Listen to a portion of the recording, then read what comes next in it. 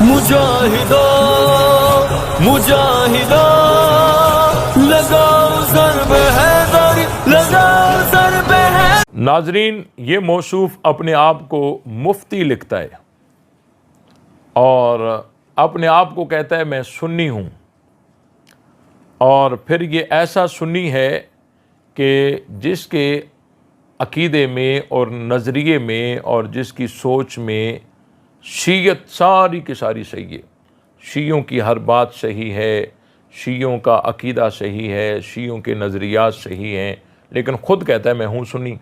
یہ سنی نہیں ہے، یہ دھوکہ دیتا ہے، اور یہ ان کے مذہب میں ایک ہے کہ وہ تقیہ کر کے اپنے آپ کو دوسرے کے مذہب کا ظاہر کرتے ہیں۔ بہرحال ہم اس کی بات پر آتے ہیں۔ اب یہ اپنے آپ کو کہتا ہے میں سنی